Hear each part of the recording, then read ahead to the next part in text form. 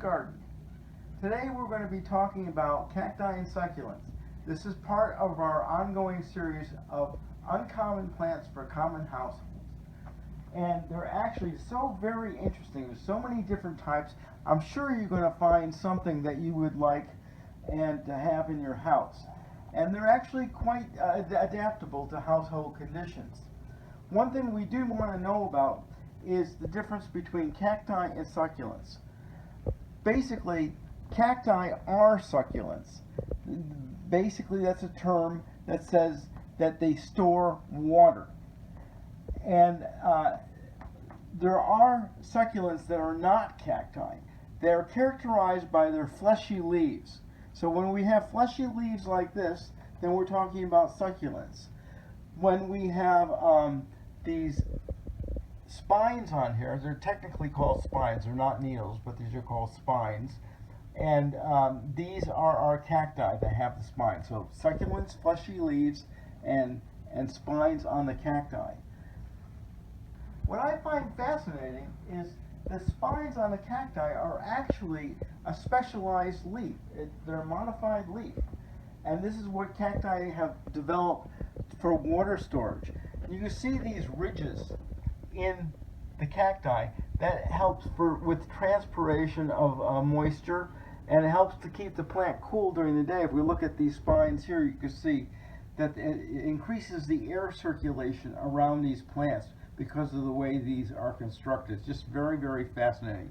Also, one thing you need to know is that they're very shallow rooted.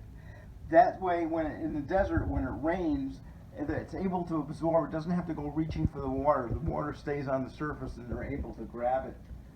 So there's just a few things to know about this. Obviously, we need very sunny conditions. We can't put this in a dark corner of the house. So you see here I have a western exposure. We have some cacti up here. This is a Tillandsia tecorum. That's out of the picture here. And we have a cacti here and a succulent that's Gastera over there. So this is a west window. It gets light from about noon till about setting sun, around 5 o'clock. And these particular cacti I found do very well on the windowsill. There's a mammillaria here. There's other ones here. You have to experiment with what will work for you. All the rest of these I grow under high intensity lights. I grow these under LED lights. They're 18 watts, and I have several lights on each of these in another room. During the summer, all these will go outside, and they will get as much light as possible.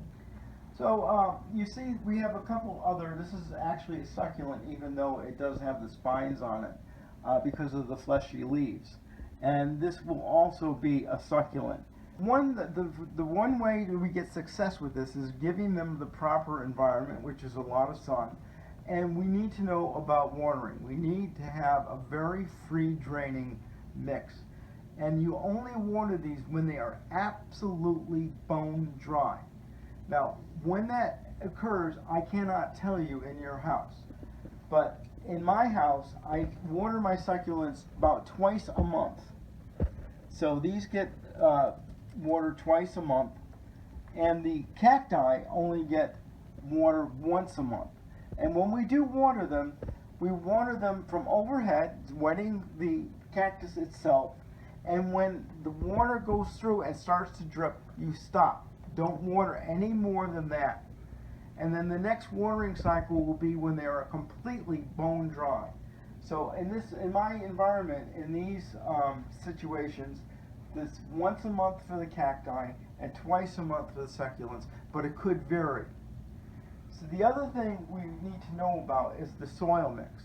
Now, if I belong to the Connecticut Cactus and Succulent Society, and we have club meetings and we'll have discussions, and any kind of discussion about soil mixes, if you have like 20 people in the room, you're going to have 20 different soil mixes that people use. This is something you'll have to experiment on your own, but a good basic mix will have some coconut husk in it, it has perlite in it, and some other types of rocks in it. One very good mix that you can get online is from repotme.com, and they have an excellent cactus and soil mix. And you'll also see that I have this top dressing of pea stone, and you see it's washed, and that helps to keep the drainage and keeps this from rotting. We don't want to plant these too deeply. They need to be above the soil level. Now, sometimes, the soil mix will last for about 2 to 3 years. I repot mine every couple of years because fertilizer salts build up within the pots, and so that's why they need to be repotted every couple of years.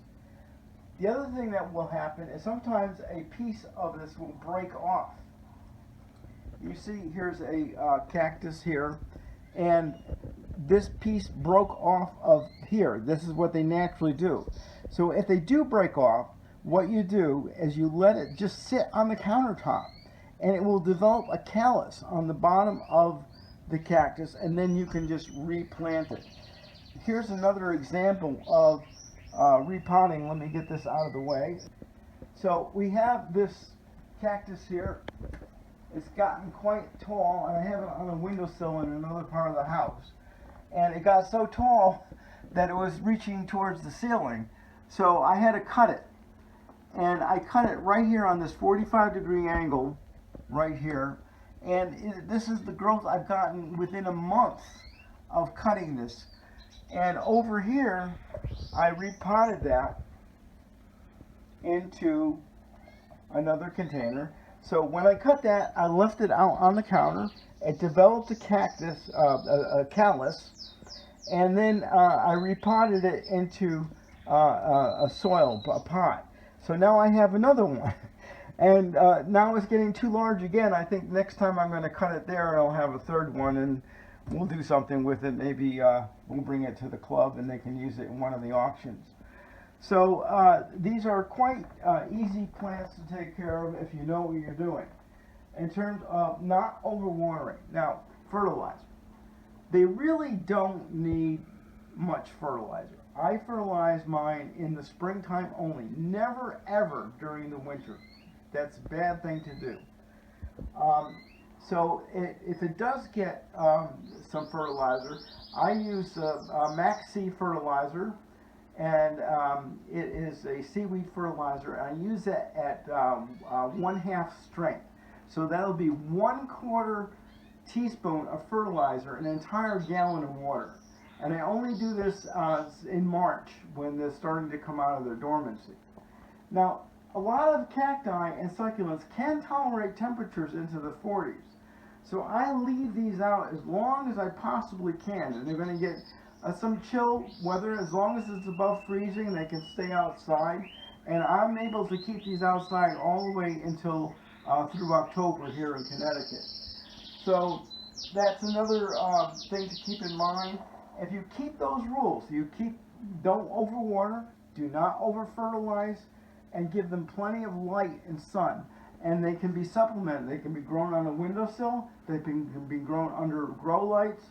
And if you keep those all in mind, you can have a wide variety of different plants to enjoy for your home. So, thank you for watching, and we'll see you next time on Bob's Garden. Please subscribe, share, and comment on my videos. And remember, be curious, not judgmental.